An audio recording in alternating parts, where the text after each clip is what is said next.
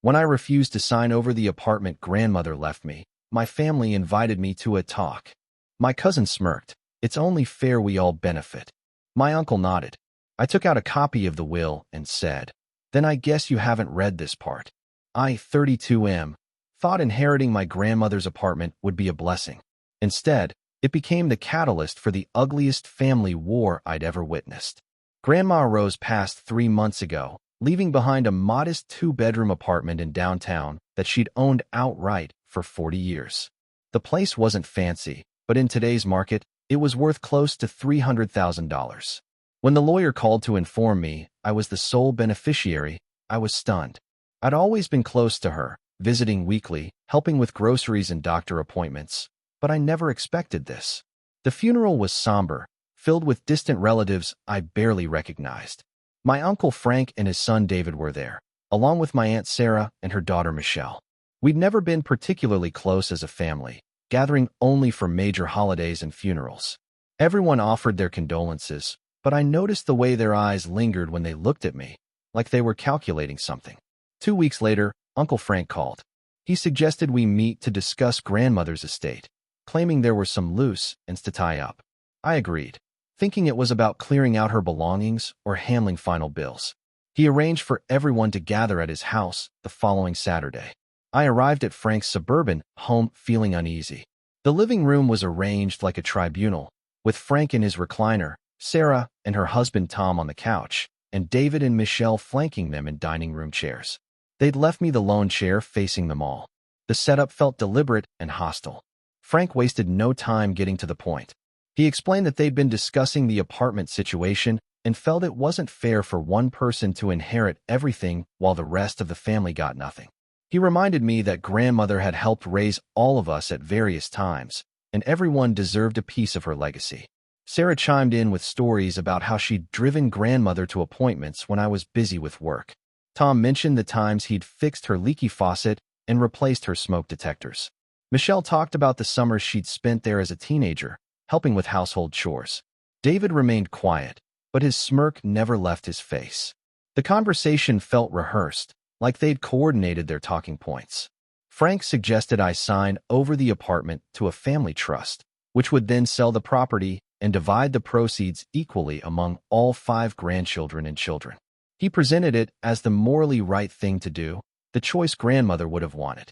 I listened to their arguments, feeling my blood pressure rise with each manipulation attempt. They painted me as selfish and ungrateful, suggesting I'd somehow tricked an elderly woman into changing her will. Sarah even implied I'd isolated grandmother from the rest of the family to gain her favor. When they finished their presentations, Frank leaned forward and asked if I'd consider their proposal. The room fell silent as they waited for my response. David's smirk widened, and he made his comment about fairness and everyone benefiting. Frank nodded approvingly, clearly expecting me to cave under the family pressure. I reached into my jacket pocket and pulled out a folded document. Their confident expressions faltered as I unfolded the papers and placed them on the coffee table. I told them I'd brought a copy of grandmother's will, since they seemed to have missed an important section. The will was detailed and specific. Grandmother had left the apartment to me, but she'd also included a lengthy explanation of her reasoning. She wrote about how I was the only family member who visited regularly without expecting anything in return. She mentioned the others only called when they needed money or favors. She specifically noted Frank's request for a loan to cover David's college tuition, which she'd provided but was never repaid. Sarah had borrowed money for her car down payment and similarly never returned it. Most damaging was grandmother's detailed account of the family dinner, where Sarah had openly speculated about grandmother's death and what she might inherit. Michelle had apparently made comments about hoping the apartment would be sold soon so everyone could get their share. Frank had discussed putting grandmother in a nursing home to free up her assets. The document revealed that grandmother had been far more aware of their attitudes than anyone realized. She'd changed her will specifically to reward the one person who'd shown genuine care without expecting compensation. As I read the relevant sections aloud, the room grew increasingly tense. Frank's face reddened, and Sarah shifted uncomfortably in her seat. David's smirk disappeared entirely, replaced by something resembling panic. Michelle stared at her hands, unable to meet anyone's eyes. But the will contained one more surprise. Grandmother had included a clause stating that if anyone contested the will or pressured me to change the inheritance arrangement, they would forfeit any claim to her other assets.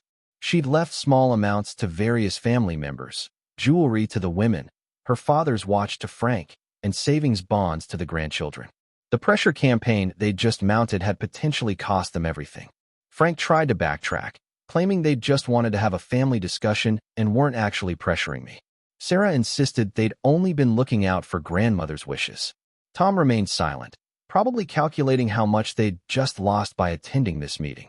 I stood up and folded the will back into my pocket. I told them I'd be honoring grandmother's wishes exactly as she'd written them. The apartment was mine, and I had no intention of selling it or sharing the proceeds. I reminded them that grandmother had been mentally sharp until the end, and her will reflected her true feelings about each family member's behavior. David finally spoke, asking if I was really going to keep everything for myself. I reminded him that his father still owed grandmother $15,000 for his college tuition, plus interest. If they wanted to discuss fair distribution of assets, we could start with settling that debt. The meeting ended abruptly. Frank muttered something about consulting a lawyer, but Sarah quickly reminded him about the will's contest clause. They couldn't challenge the document without losing their remaining inheritances. I left their house feeling oddly satisfied. Grandmother had anticipated this exact scenario and protected me from their greed with careful legal language. She'd known her family well enough to predict their behavior and plan accordingly. Over the following weeks, various family members tried different approaches. Michelle called to apologize, claiming she'd been pressured by her mother to attend the meeting. She asked if we could still have a relationship despite the inheritance situation. Sarah sent a lengthy email explaining her financial struggles and hinting that a small portion of the apartment proceeds would solve her problems. David tried the direct approach, showing up at my workplace to demand we discuss the situation like adults. He seemed to think intimidation might work where family guilt had failed. I reminded him that grandmother's will included security cameras in her apartment that had recorded his visits, where he'd been caught on tape examining her belongings and making phone calls about their potential value. Frank made one final attempt, bringing his lawyer to meet with me. The attorney quickly realized they had no legal standing and advised Frank to drop the matter. The will was ironclad, and grandmother had clearly been competent when she drafted it with her own attorney present. I moved into grandmother's apartment a month later. The place felt peaceful in a way my old rental never had. I kept most of her furniture and belongings, creating a space that honored her memory while serving my needs. The neighborhood was walkable, close to downtown, and filled with the kind of community connections grandmother had valued. Update 1. 3 months after moving in, I discovered why grandmother had been so protective of the apartment. While organizing her papers, I found correspondence with a development company that had been pressuring her to sell. They'd offered increasingly large sums, eventually reaching $400,000, but she'd refused every offer. The letters revealed their plan to demolish the building and construct luxury condos. Grandmother had been the holdout preventing them from acquiring the entire block. She'd mentioned in her notes that several family members had called asking about her plans for the property, clearly having heard rumors about the development interest. This explained the urgency behind Frank's family meeting. They'd known about the development company and wanted to force a quick sale for maximum profit. Grandmother's refusal to sell had been about preserving the neighborhood character, not just maintaining her home. I contacted the other apartment owners in the building and shared this information. Together, we formed a coalition to resist the development pressure. The building had historical significance and qualified for protection under city ordinances. The development company made me an offer of $450,000, but I declined. Grandmother's notes had made her intentions clear. She'd wanted the apartment to remain affordable housing in a gentrifying neighborhood. I decided to honor that wish rather than cash in on the property's development potential. Update 2. 6 months later, Frank's financial situation deteriorated significantly. He'd apparently borrowed money expecting to receive his share of the apartment proceeds, leaving him overextended when that money never materialized. His house went into foreclosure, and David had to drop out of graduate school. Sarah's marriage began showing strain as Tom blamed her for the family meeting disaster. He'd counted on the inheritance money to pay off credit card debt, and now they were facing potential bankruptcy. Michelle moved back home to help with expenses, putting her own career plans on hold. The irony wasn't lost on me. Their greed had cost them not only the smaller inheritances from grandmother's will, but also their financial stability. The jewelry Sarah forfeited was worth $8,000. Frank's watch was appraised at $3,500, and the savings bonds totaled nearly $15,000 divided among the grandchildren. I felt no satisfaction in their struggles, but I recognized the justice in the situation. Grandmother had understood their character better than they'd understood hers. Her will wasn't just about rewarding loyalty. It was about protecting her assets from people who would waste them. Meanwhile, I'd used my stable housing situation to advance my career.